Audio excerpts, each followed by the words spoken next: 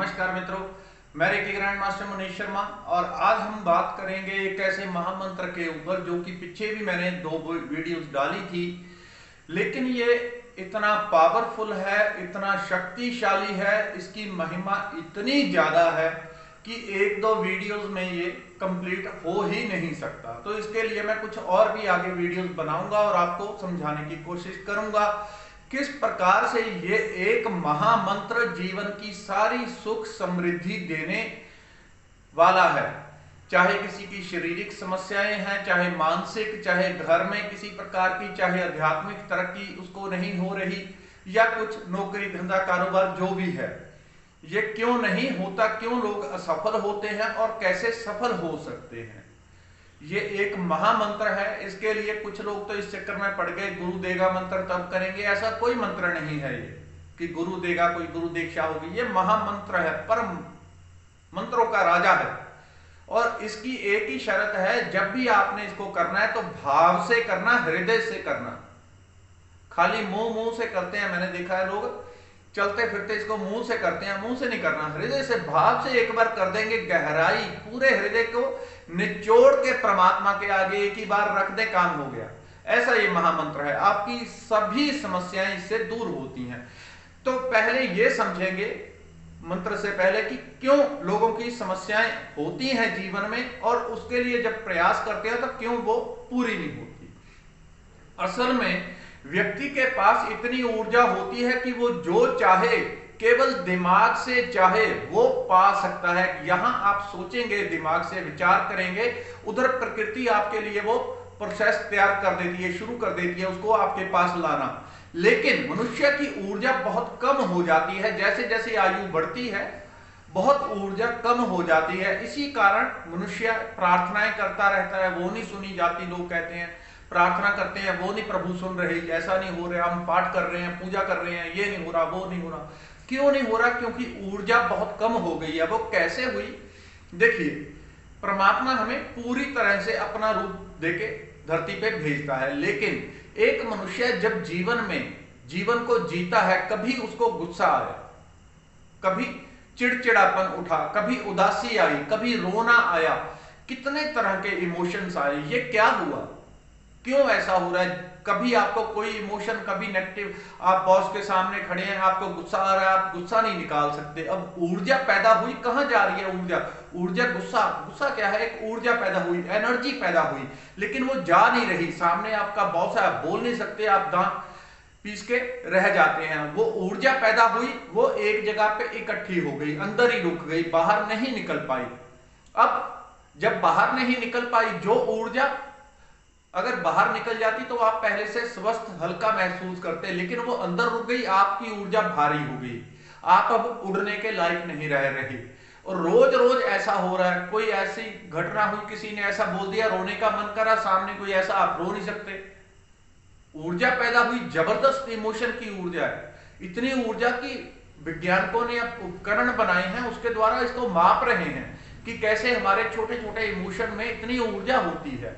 जो ऊर्जा बाहर नहीं निकल पाती वो भीतर ही इकट्ठी हो जाती है। जब भीतर ही ऊर्जा इस तरह से, कभी क्रोध आया वो बाहर नहीं निकला, वो इकट्ठा हो गया, कभी रोना निकला अंदर से आया, आप रो नहीं पाए तो वो भी इकट्ठा हो गया, वो सारे इकट्ठा होता जा रहा है। कहां जा रहा है? वो भीतर ही ऊर्जा शरीर में, जिसको हम ऊर्जा शरीर कहते हैं, उसी में इकट्ठा होता जा रहा है। तो इससे क्या हुआ? जो ऊर्जा आपकी पहले गुब्बारे की तरह हल्की थी, जब इतनी ज्यादा उसमें नेगेटिव ऊर्जा, इसी को ब्लॉकेज कहते हैं, यही बाद में जाके बीमारियों का कारण बनती है। जब ऊर्जा शरीर इस तरह के नेगेटिव इमोशन से बहुत ज्यादा भर जाता है, तब यही जाके आगे बीमारियों का कारण बनती है। रेकी जब करते हैं तो यही चीजें बाहर निकलना शुरू हो जाती हैं और व्यक्ति हल्का हृष्ट पुष्ट तंदुरुस्त होना शुरू हो जाता है। वो तो आप मेरी वीडियो देख के सीख ही गए होंगे। जो नए लोग हैं वो वीडियो देख के रेकी सीख सकते हैं। रेकी करेंगे, आपको 95% लोगों को एक ही दिन में, आधे घंटे में अनुभव उसका जरूर होता है रेकी का।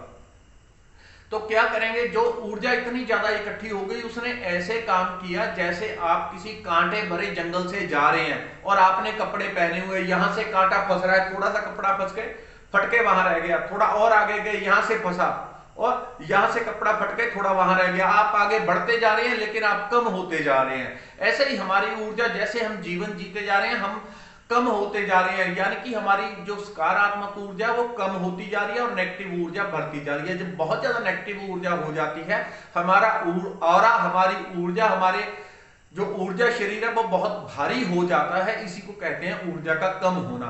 ऐसे व्यक्ति फिर जब तब करते हैं, पाठ करते हैं, प्रार्थना करते हैं, वो पूरी नहीं होती, सुनी नहीं जाती, क्योंकि ऊर्जा में इतना भारीपन है कि हृदय से कुछ निकल ही नहीं पाता, कुछ नहीं निकल पाता।